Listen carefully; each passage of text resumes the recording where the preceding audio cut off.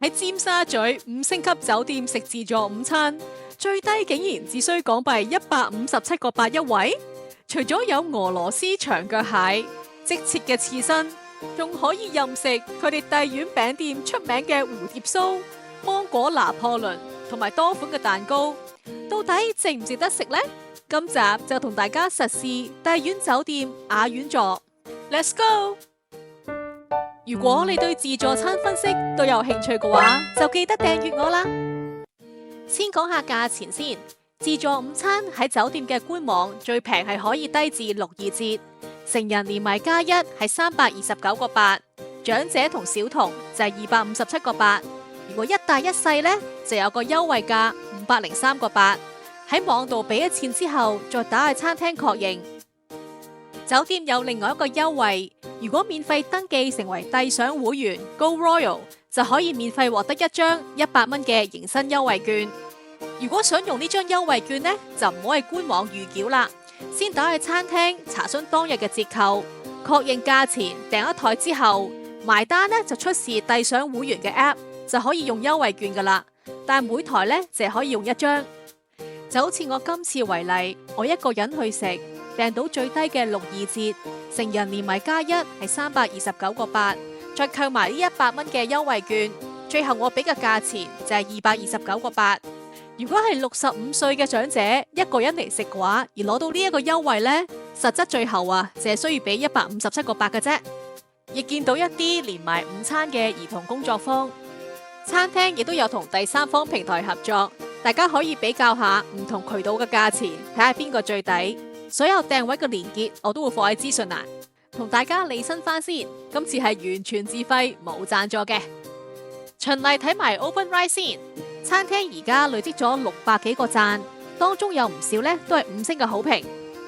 另外喺星期2至星期日嘅自助午餐都設有外籍嘅現場琴師演奏，除咗英文歌之外，仲會演奏國語同埋廣東話嘅歌曲，非常之有氣氛啊！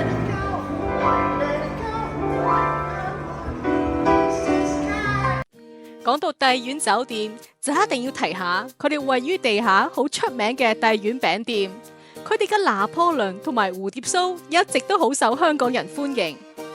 自助午餐喺大約每日晏晝1點半左右，喺甜品區前邊，餐廳就會推出幾個招牌嘅雜果拿破崙蛋糕，有埋花同氣球俾客人影相。琴師仲會喺隔籬自彈自唱生日快樂歌，真係好有氣氛啊！影完相之後，餐廳就會響鐘，然後就會派發拿破崙，人人有份，永不落空。呢一款芒果拿破崙喺樓下嘅帝苑餅店都要每磅488蚊，而家自助餐可以任食。佢哋嘅拿破崙真係好酥脆噶，中間夾滿咗滿滿香甜嘅芒果同埋吉士，真係一絕。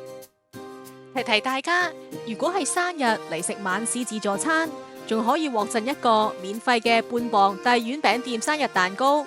詳細嘅資料我會留翻片尾同大家分享。酒店係有提供停車嘅優惠，停車場就喺對面嘅安達中心。如果搭港鐵嘅話呢，就由尖東或者尖沙咀站 P2 出口上到地面之後，就沿住摩地道一路直行，到咗摩地廣場就轉左，就會到達酒店嘅大門口，非常之方便啊！另外喺酒店對面嘅半島中心入邊有個2蚊嘅車費優惠拍卡機，詳細嘅資料我會留翻片尾同大家分享。酒店嘅大堂係以經典設計為主，感覺呢係沉穩大方。搭 lift 上到3樓就係今日嘅自助餐廳雅苑座。自助午餐嘅供應時間係由中午12點至晏晝2點半，大概10分鐘前就會開始入座。據資料顯示，餐廳總共有240個座位，佢係位於全港獨有高110尺、室內空中花園同埋噴泉之內。某一啲嘅座位區喺酒店嘅中庭，位置好開揚，而靠窗嘅座位區就可以望到少少維港嘅景色。不過某一啲座位區要行幾級樓梯先到自助區，攞嘢食呢就有少少唔方便啦。去到自助餐嘅尾段，餐廳嘅燈光就會調暗少少，食飽坐低唞一唞，氣氛都幾舒服嘅。呢度自助區嘅食物係一直線咁分佈，地方唔算太大，攞嘢食都幾方便。而平日同埋週末供應嘅食物基本上係一模一樣。先嚟講下近門口嘅凍海鮮，呢度一共有5款，亮點就一定係呢一個俄羅斯長腳蟹，殼唔算好厚，好容易就可以剪開，拆開嘅蟹肉都幾飽滿嘅，啲肉質係一疏一疏，冇鹹水味。呢度嘅翡翠螺都好肥好大隻，肉質又爽口，而且處理得好乾淨，冇沙。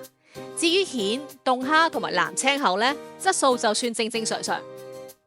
輪到港人最關心嘅刺身啦，今日就有5款，包括有三文魚、吞拿魚、赤貝、鯛魚同八爪魚，全部都係現切嘅，而且切得都幾厚身。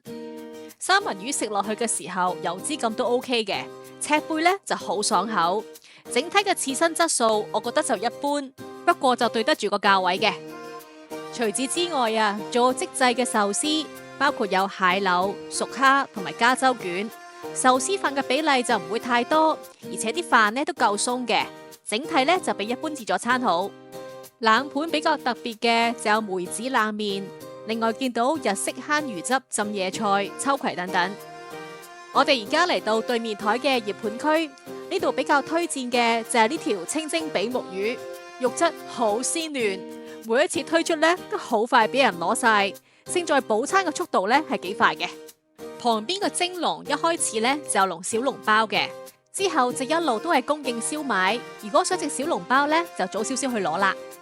另外呢度嘅豬腳薑都好受歡迎噶，不過我就覺得雞蛋未算太入味啦。而紅酒燴牛尾呢，就煮得好腍，呢個好正。其餘嘅菜式就有香橙鴨胸，碟菜都炒得好碧綠嘅，有啲薯蓉同埋雜菜。至於辣酒煮花螺同埋叉燒炒油麵呢，我就覺得冇咩驚喜啦。最側邊就有2款嘅印度咖喱，反而側邊嘅炸魚呢就有啲驚喜啦。食落去嘅時候呢，仲保持到個暖度，個炸衣唔會太厚，而且個魚肉呢仲好腍嘅。即切嘅肉類就提供咗2款，包括咗燒西冷牛肉，雖然個味道就唔係好濃，但係肉質呢係紮實嘅，而呢個價位嚟講呢，我覺得唔錯噶啦。至於蜜汁火腿呢，都係一般，不過細心位就係佢哋嘅2款醬汁呢，都有個火爐仔暖住，所以上面呢就唔會有層衣嘅。另外一邊台就有中式點心，即煎嘅生煎包就好有誠意，不過味道呢就屬一般嘅啫。蝦米腸亦都係即煎嘅，味道都係一般，不過勝在呢個醬汁都幾齊。其實呢一度啊都有海南雞飯噶，佢哋嘅雞肉真係幾滑嘅。加上個雞油飯，我覺得整體嘅質素真係唔錯，建議大家嚟到呢可以試下。麵包方面，呢度有罌粟子包、意大利麵包同埋餐包，整體就冇咩特別。不過佢哋就有將牛油放喺冰上面保鮮，我覺得呢個位好細心。旁邊就有個燒烤區，睇下有咩食先。見到有燒菠蘿、雞翼、雞軟骨、燒蔬菜同埋煙肉腸等等。個菠蘿燒得好多汁同埋好甜，而雞翼呢都算係嫩滑嘅。下邊仲有好多配料可以自由配搭，我覺得呢度嘅選擇都幾豐富。細細個嘅燒髀櫃入邊就有叉燒、燒鴨、豉油雞、紅腸同埋豬耳。我覺得叉燒同埋燒鴨呢，以自助餐嚟講都算唔錯噶啦。個燒鴨食落去呢，都寫出去油香嘅。睇埋今日嗰2款湯先，西湯就有忌廉粟米湯。中湯呢就有粉葛、老桑枝、赤小豆湯，打開個蓋啊，已經聞到香味噶啦，飲落呢都夠味嘅。喺刺身區旁邊就有個即煮麵檔，有提供2款湯底、4款麵同埋好多配料，好似豆卜等等，只要揀好咗交俾職員呢，就會現場煮噶啦。另外就有6款車仔麵嘅配料，包括有豬皮、魚蛋同埋雞翼尖。比較特別嘅就係呢度有炸魚皮。出邊嘅自助餐比較少見。沙律方面，預拌嘅沙律就見到有鴨胸沙律、薯仔沙律同埋多款嘅凍盤，其中牛舌沙律呢就比較少見嘅。而挪威三文魚、青芥末薯仔沙律杯上面鋪咗啲蟹子，我覺得都幾有特色。另外就見到個芝士拼盤同埋果乾，當中佢個提子啊好大粒噶。自助沙律吧嘅新鮮蔬菜同埋配料咧都非常之齊全嘅，屬於自助餐嘅基本配置。而家嚟到甜品區啦，首先就介紹下佢哋帝苑餅店最出名嘅蝴蝶酥。今日就提供咗芝麻同埋朱古力蝴蝶酥，望望樓下先，樓下一盒朱古力蝴蝶酥就賣288蚊，就算細細袋啊都要172蚊。呢個自助餐可以任食啊，食落去真係又香又酥，口感好輕盈。既然係任食，我就建議大家唔好客氣啦。いただきます。另外就見到啲質感幾酥鬆、味道幾濃嘅朱古力布朗尼、夾糖、餅乾、3款嘅切片水果，同埋可以自由配搭嘅涼粉。再嚟睇睇呢個咁精彩嘅蛋糕櫃先，最搶手嘅就係呢個芒果班拿糯米飯蛋糕。咦，咁熟口面嘅？哦，原來樓下帝苑餅店都有賣噶，一磅要488蚊，而自助餐呢就可以食到啦。不過好快俾人攞晒，想食記得早啲攞啦。就連呢一個濃味嘅朱古力蛋糕都好快俾人攞晒。呢兩個蛋糕攞完之後就換咗個忌廉餅，而呢一盤提拿米酥呢，咖啡嘅濕度就足夠，忌廉都係香嘅。其餘嘅就見到栗子撻同埋芝士餅。餅櫃嘅中層有細細件嘅班蘭芒果蛋糕、芝麻糕、紅豆糕同埋芝士餅。比較特別嘅就有西瓜蛋糕，樓下帝苑餅店都有得賣噶。呢個花生朱古力餅呢，花生味就好濃，出邊比較少見嘅。最上層呢，就見到多款嘅杯裝甜品，我今次就試咗芒果西米杯，啲芒果好香甜，份量非常之足夠啊！我覺得佢哋好多芒果嘅甜品做得都唔錯嘅。近窗邊呢，就有個獨立嘅甜品台，提供咗4款 Häagen-Dazs 嘅杯裝雪糕，係餐廳專用嘅包裝，冇封條同埋木羹嘅。相比起有封條同木羹個包裝呢，我覺得呢度雪糕嘅味道相對嚟講係比較淡啲嘅。至於旁邊嘅即整雞蛋仔，食落去好脆口，個粉漿夾得唔錯。另外就有即製班戟，提供原味同班蘭兩款嘅口味，入邊有忌廉同埋香蕉，而班蘭醬呢亦都有放喺冰上面保鮮嘅，旁邊仲有其他醬同埋脆豬添。至於熱嘅甜品呢，呢度就有芝麻糊同埋麵包布甸。午市嘅自助餐係冇額外送生日蛋糕，不過晚市只要有2位以上成人或者長者嘅惠顧，就可以獲贈帝苑餅店半磅嘅忌廉蛋糕。不過至少要2日前通知餐廳。蛋糕係用日本嘅忌廉同埋食材，用料唔會因為免費就馬虎噶。口感呢就好鬆軟，忌廉就好香滑啦。樓下帝苑餅店嘅忌廉蛋糕售價係440蚊一磅。雖然贈送嘅版本冇咁多生果裝飾，但係整體嘅質素呢都唔錯噶。如果太飽食唔晒嘅話呢，餐廳仲會提供冰袋同冰種，方便帶翻屋企。咁嘅安排，出邊嘅自助餐好少有噶。至於飲品區呢，就有幾款罐裝嘅汽水任拎，旁邊仲有啲唔係好甜嘅果汁。喺麵檔對面就有咖啡機同埋幾款嘅茶包，食飽飲翻杯熱茶都幾舒服噶。至於酒精嘅飲品呢，係需要額外付費嘅。好啦，食物嘅介紹就到呢一度。以我今次實質俾咗229個8嚟計呢，我覺得呢一餐簡直就係超值啊！